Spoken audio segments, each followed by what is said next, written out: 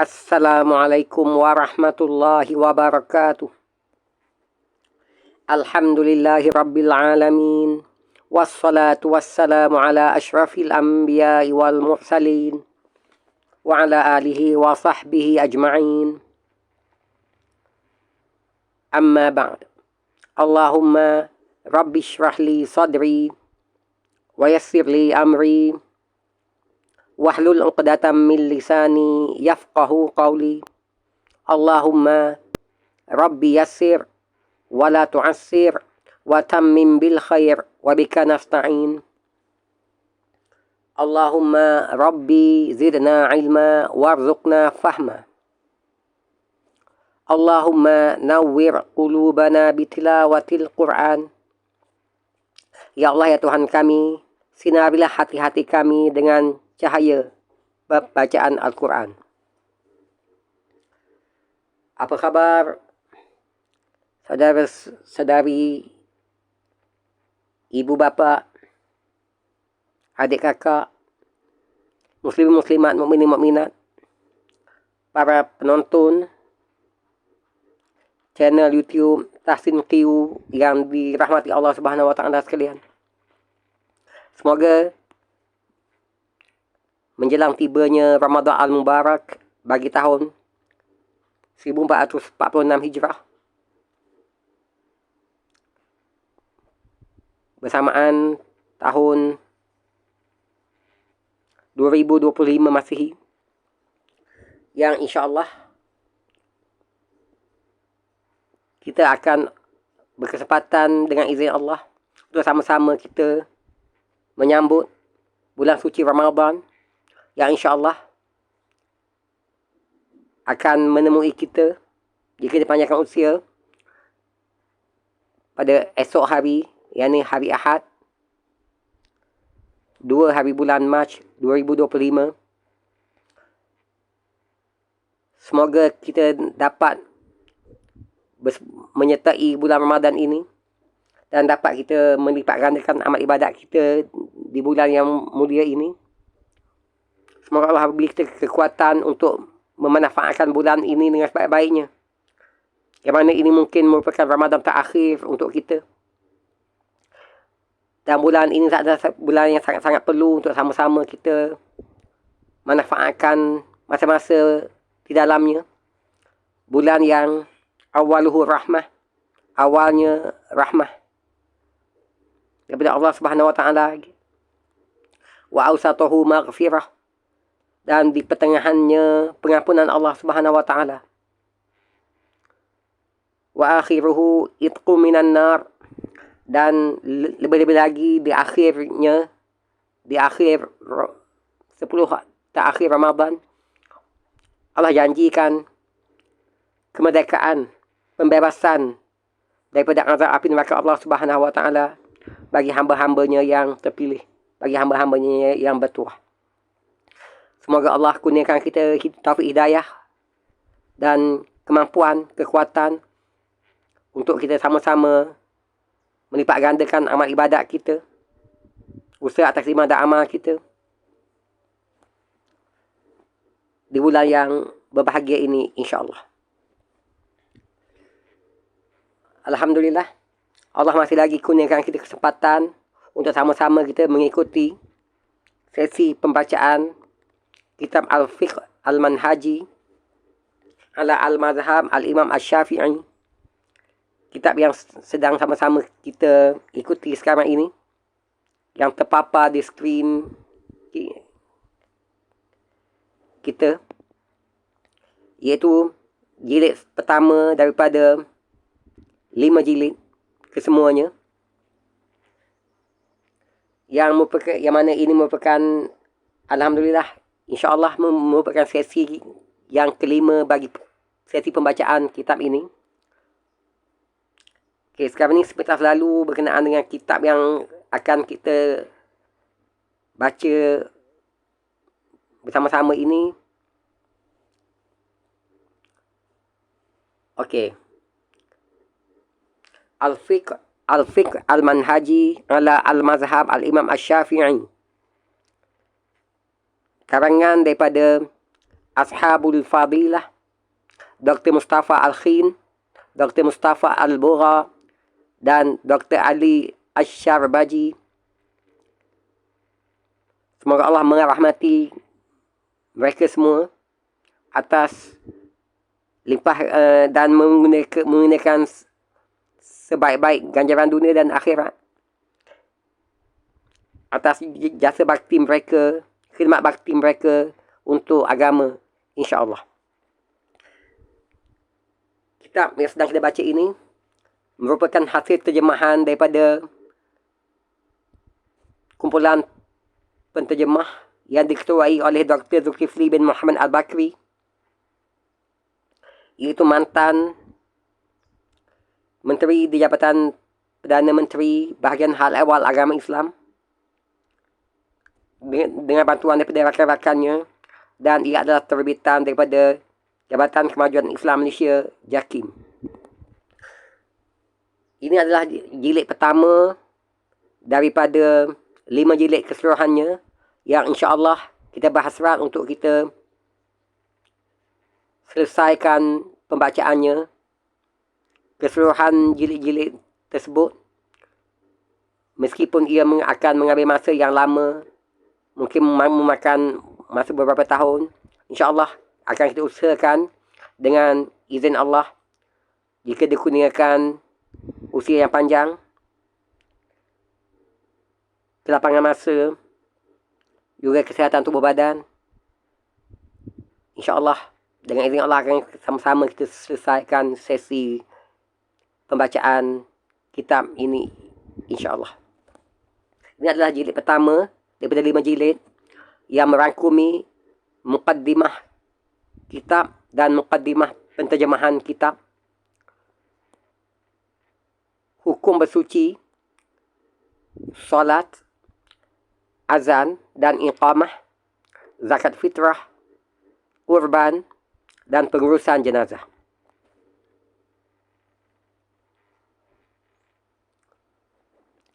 Jilid ataupun buku yang sedang kita baca ini merupakan versi PDF cetakan pertama tahun 2011.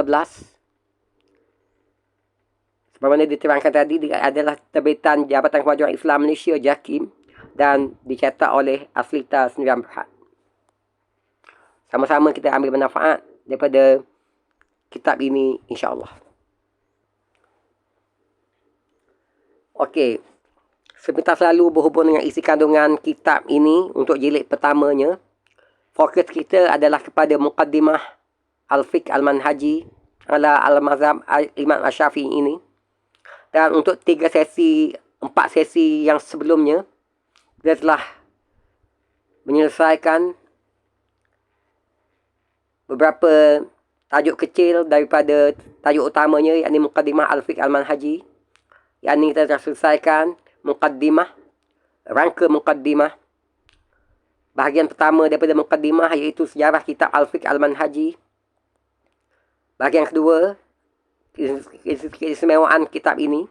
Bahagian ketiga, metodologi terjemahan kitab ini.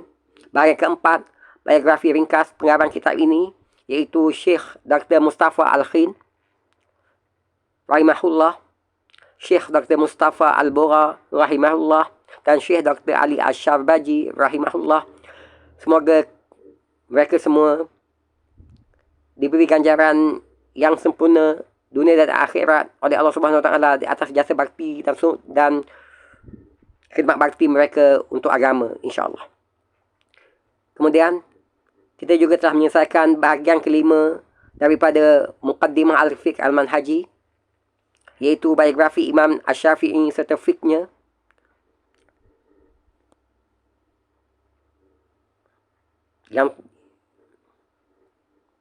Dan untuk sesi kali ini, kita berada pada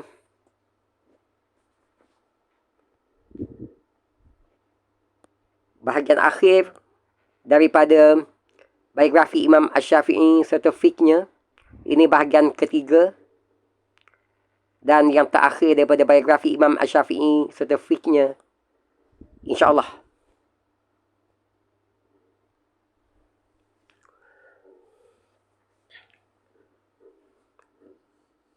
kita masih lagi berada di bahagian Muqaddimah Al-Fiqh Al-Manhaji ala Al-Mazhab Al-Imam Al-Syafi'i ini.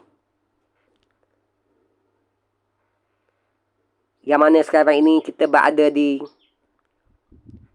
bahagian akhir daripada biografi Imam Al-Syafi'i, iaitu bahagian kelima daripada Muqaddimah Al-Fiqh Al-Manhaji ini.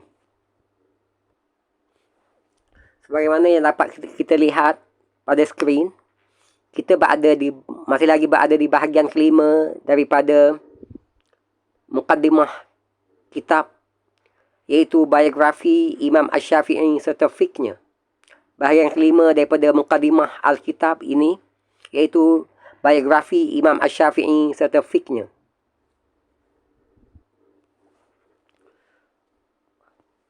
Untuk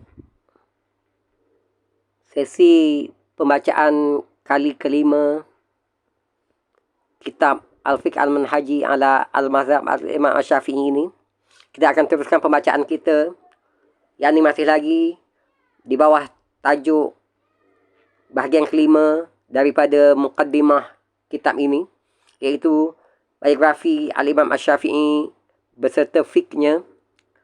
Dan kita akan menyambung pembacaan kita di muka surat 39 insya-Allah, yang ini berkenaan dengan murid-murid Imam Al-Syafi'i, perkembangan mazhab dan adillah fiqhiyah.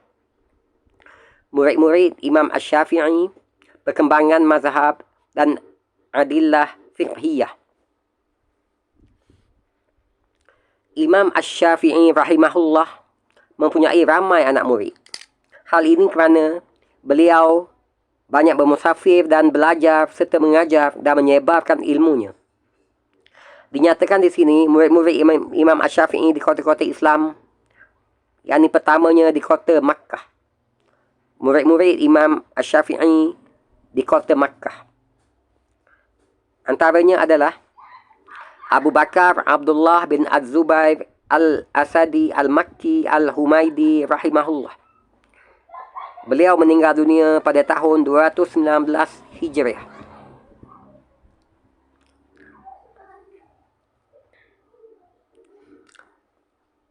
Abu Al-Walid Musa bin Al-Jarud rahimahullah. Dan Abu Ishaq Ibrahim bin Muhammad Al-Abbasi rahimahullah, yang meninggal dunia di kota Makkah pada tahun 237 Hijriah. Seterusnya adalah murid-murid Imam Al-Syafi'i di kota Baghdad.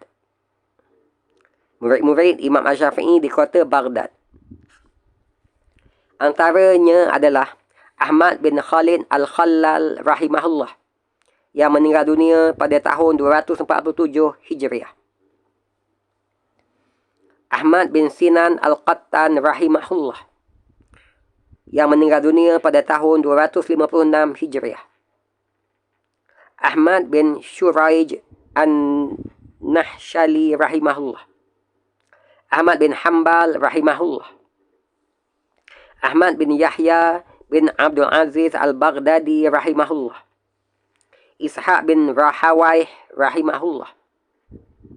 Al-Haris bin Suraij Al-Naqqal rahimahullah.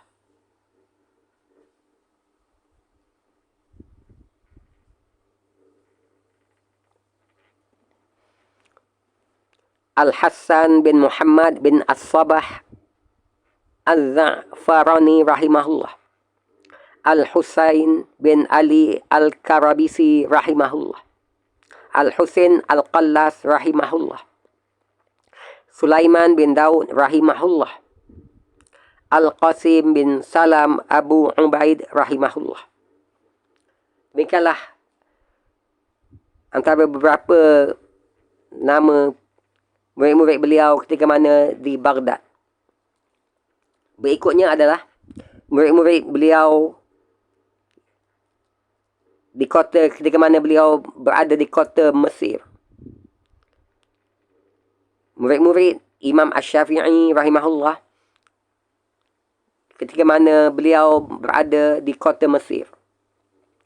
Imam Al-Baihaqi rahimahullah telah menyebut sebahagian murid-murid Imam Asy-Syafi'i. Sebagaimana telah disebutkan oleh Al-Hafiz Al-Mizi rahimahullah dan Ibnu Hajar Al-Asqalani rahimahullah. Antara mereka yang mengutip mutiara ilmu daripada Imam Asy-Syafi'i di kota Mesir ialah Abu Ya'qub Yusuf bin Yahya Al-Buwaiti rahimahullah, yakni pemimpin para fuqaha sahabat Imam Asy-Syafi'i yang mendampinginya dalam masa yang agak lama sehingga mendampingi rakan-rakan yang lain. Al-Buwaiti merupakan seorang imam dalam ilmu, seorang yang zuhud, Rabbani dan banyak bertahajud serta melazimi zikrullah. Imam Asy-Syafi'i rahimahullah memujinya dengan berkata, tidak ada seorang pun dari sahabat-sahabatku yang lebih banyak ilmunya daripada Al-Buwaiti.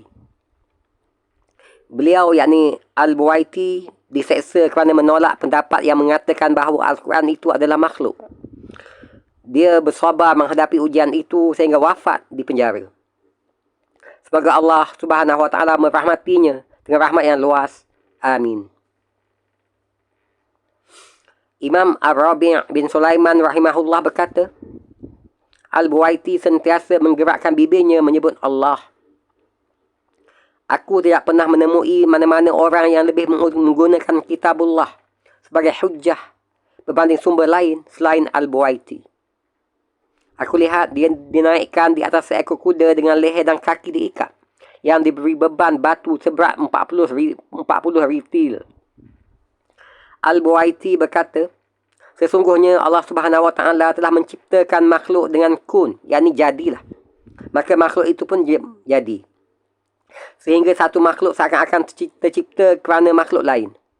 Jika aku dimasukkan ke dalam penjara, pasti aku akan mempercayai orang yang jujur dan aku akan mati dalam belenggu ini sampai datang satu kaum yang mengetahui bahawa ia telah mati dalam keadaan seperti ini, segolongan manusia kerana masalah ini. Al-Buwaiti wafat di penjara Iraq pada tahun 231 Hijrah.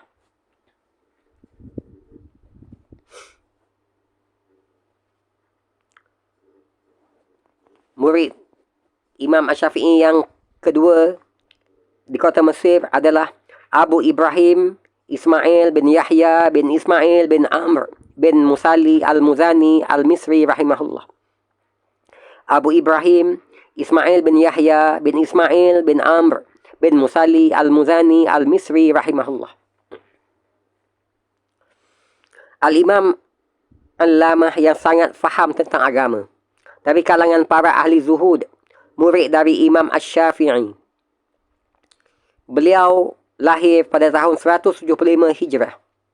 Karangannya yang merupakan mukhtasar, yakni ringkasan dalam bidang fiqh, memenuhi banyak negeri, yang kemudiannya dihuraikan oleh sejumlah imam besar sehingga dikatakan seorang anak gadis saja memiliki sebuah naskah berupa Mukhtasar Al-Muzani yang disimpan di antara barang-barang miliknya. Imam Asy-Syafi'i berkata, Al-Muzani adalah pembela mazhabku. Imam Az-Zahabi rahimahullah berkata, Amr bin Tamim Al-Makki rahimahullah mengatakan, aku mendengar Muhammad bin Ismail Al-Tirmizi berkata, aku telah mendengar Al-Muzani mengatakan hal berikut. Tauhid seseorang tidak benar sehingga dia mengetahui bahawa Allah Subhanahu Wa Taala berada di atas arasy dengan sifat-sifatnya. Aku, yakni Muhammad bin Ismail berkata, contohnya, dia menjawab, Sami' maha mendengar, Basir maha melihat, Alim maha mengetahui. Al-Muzani wafat pada tahun 264 Hijrah. Seterusnya, murid Imam Asy-Syafi'i ketika mana di kota Mesir adalah Ar-Rabi' bin Sulaiman bin Abdul Jabbar bin Kamil, Imam Al-Muhaddis Al-Faqih Al-Kabir Abu Muhammad Al-Muradi Al-Misri Al-Mu'azzin rahimahullah. Ar-Rabi' bin Sulaiman bin Abdul Jabbar bin Kamil, Imam Al-Muhaddis Al-Faqih Al-Kabir Abu Muhammad Al-Muradi Al-Misri Al-Mu'azzin rahimahullah. dia adalah teman daripada Imam Asy-Syafi'i rahimahullah yang mengambil ilmunya, syekh para muazzin di Masjid Fustat, dan seorang yang diminta oleh para syekh pada zamannya untuk membacakan ataupun menyampaikan ilmu. Ar-Rabi' lahir pada tahun 174 Hijrah. Diriwayatkan bahawa Imam Asy-Syafi'i pernah berkata kepadanya, "Jika aku mampu memberimu makanan ilmu, nescaya aku memberikannya." Imam Asy-Syafi'i rahimahullah juga berkata, Ar-Rabi' adalah orang yang banyak meriwayatkan tulisanku. Beliau wafat pada tahun 270 Hijriah.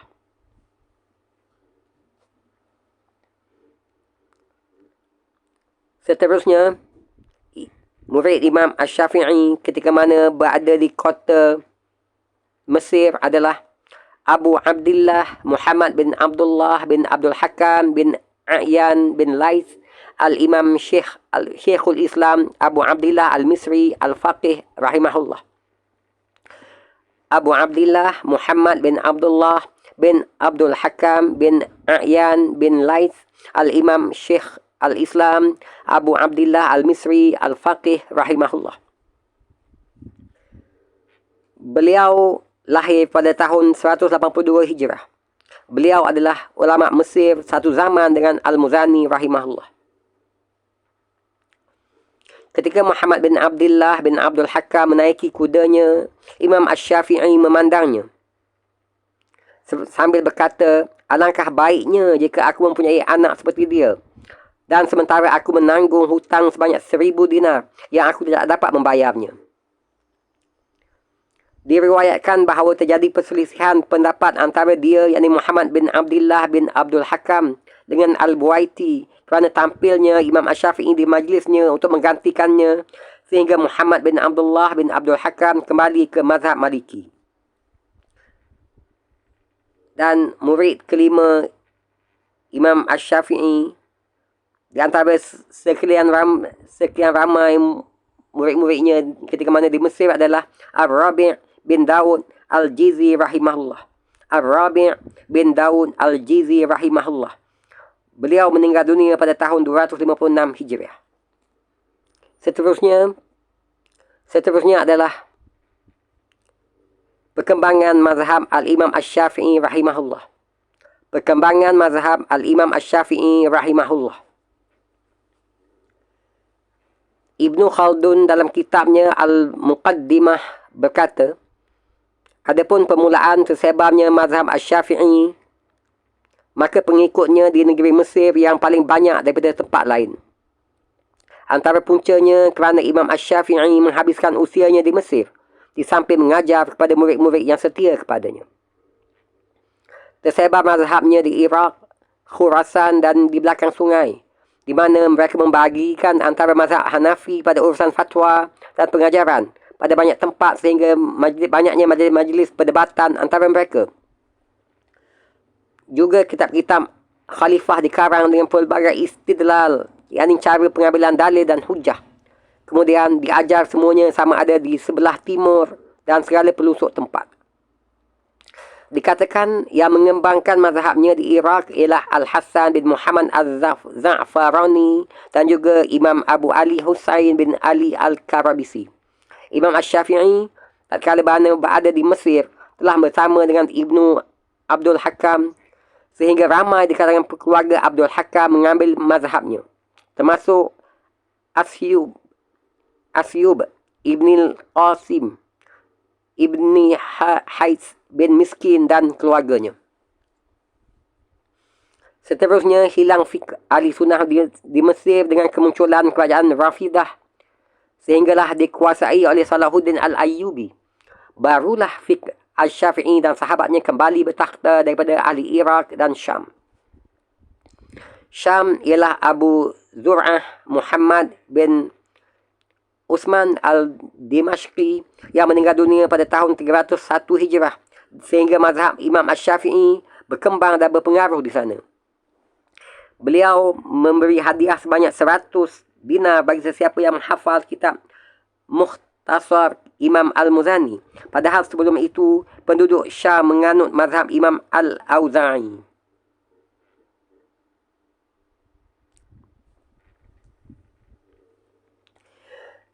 Diriwayatkan pada abad keempat Hijrah, kebanyakan ulama fiqh Syam telah menganut mazhab Imam Asy-Syafi'i. Tidak ada lagi ulama yang menganut mazhab Maliki dan mazhab Daud Al-Zahiri. Di samping kemunculan tokoh-tokoh yang terkenal seperti Imam An-Nawawi di Syam, Izzuddin Abdus Salam, kemudian Ibni Raf'ah di Mesir, termasuk Taqiyuddin Ibni Daqiq Al-Aid dan Taqiyuddin As-Subki, sehinggalah kepada Syekhul Islam di zamannya, iaitu Sirajuddin Al-Bulqini, yang ketika itu mazhab Asy-Syafi'i adalah mazhab yang terbesar di Mesir. Tambahan pula, ramai tokoh ulama yang terkemuka berpegang kepada mazhab Asy-Syafi'i. Syekh Manna' Al-Qattan melalui kitabnya Tarikh At-Tashri' Al-Islami berkata, Ibnu Khaldun dalam muqaddimahnya berkata, adapun Imam Asy-Syafi'i rahimahullah, pengikutnya yang paling kuat di negeri Mesir, yang paling banyak dan juga tersebar luas di Iraq, Parsi, di belakang sungai dan juga di Syam. Adapun di sebelah Nusantara, kebanyakan pengikut berpegang dengan fahaman mazhab Syafi'i berdasarkan beberapa faktor. Antaranya adalah mazhab yang disebarkan oleh pendakwah adalah mazhab Asy-Syafi'i. Raja juga bermazhab dengan mazhab Asy-Syafi'i. Tuan-tuan guru dan para ulama juga bermazhab Asy-Syafi'i. Guru-guru yang mereka belajar sama ada di Makkah atau di Timur Tengah bermazhab Asy-Syafi'i. Kitab-kitab yang diajar juga daripada kitab fiqh Asy-Syafi'i. Majlis agama kebanyakannya menggalakkan fatwa dalam mazhab Asy-Syafi'i.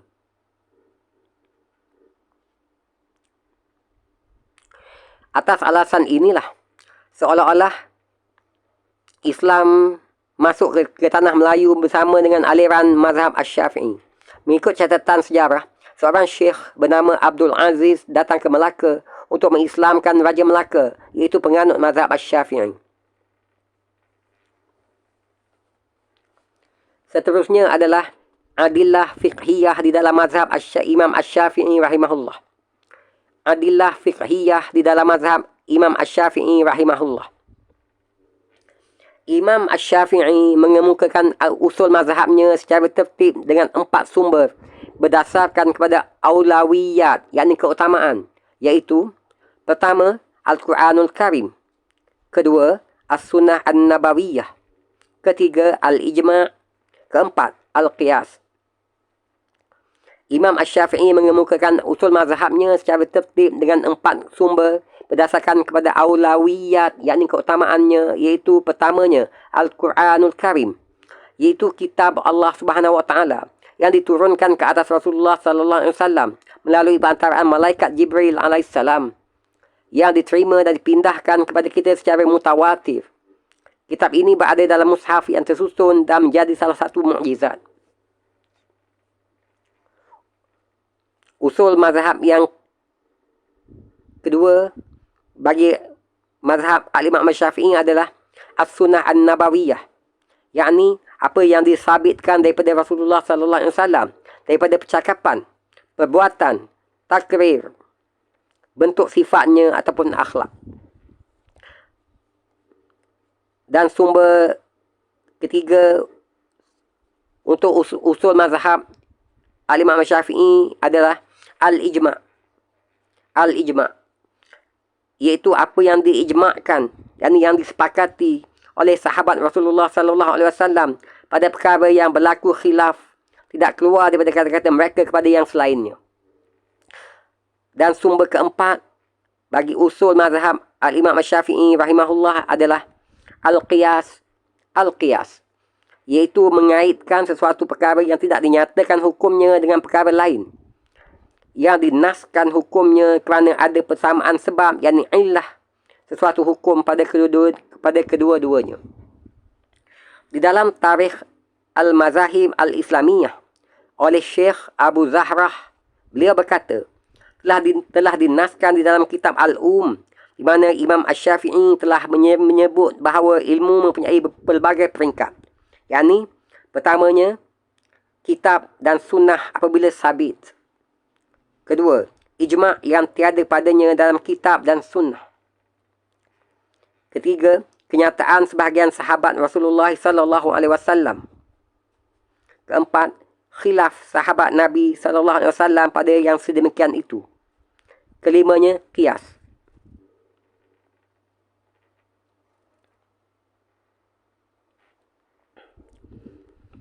Imam Asy-Syafi'i tidak mengambil pendapat sahabat pada kebanyakannya kerana ia adalah ijtihad yang boleh jadi betul ataupun silap.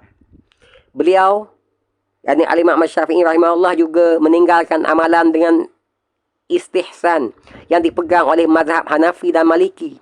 Sebaliknya, dengan tegas beliau mengatakan, sesiapa yang beristihsan sebenarnya ia telah membuat syariat. Sesiapa yang beristihsan sebenarnya ia telah membuat syariat.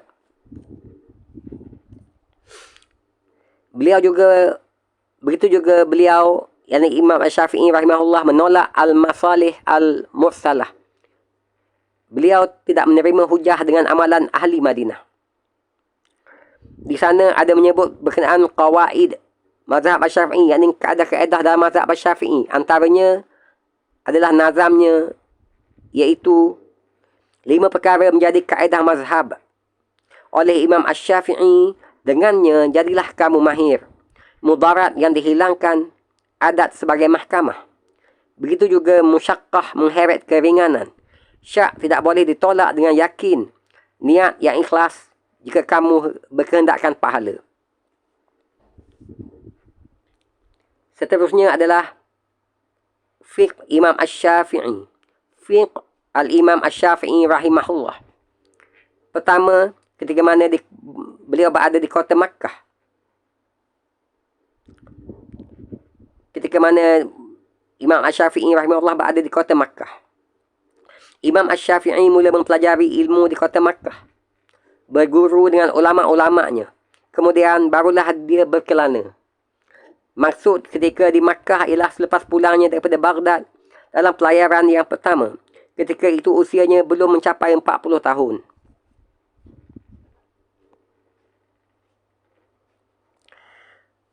Mereka yang mengkaji pemikiran Imam Asy-Syafi'i ketika itu mendapati dalam masalah kulliyat lebih diutamakan daripada furu' dan juz'iyat.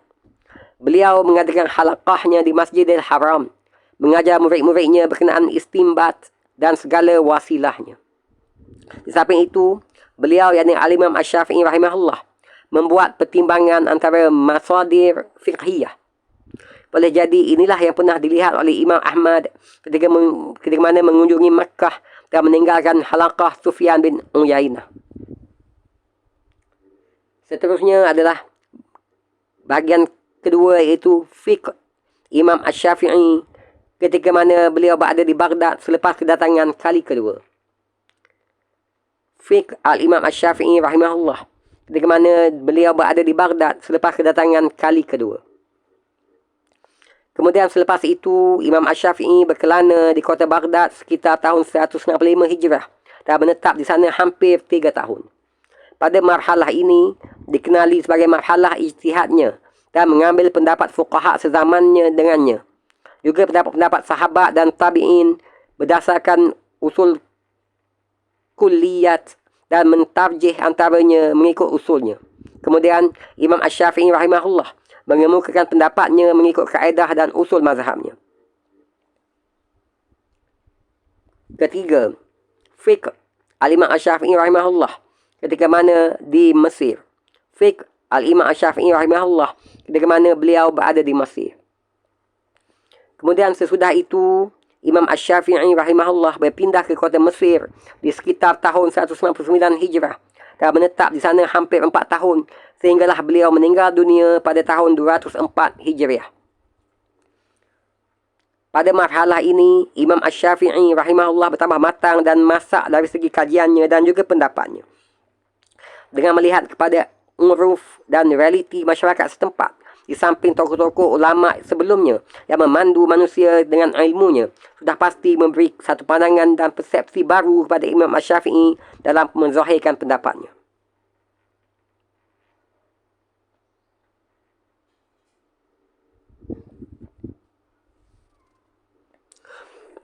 Alhamdulillah, kita telah dapat menyelesaikan pembacaan bahagian kelima daripada muqaddimah, yakni biografi Imam Syafi'i dan fiqhnya.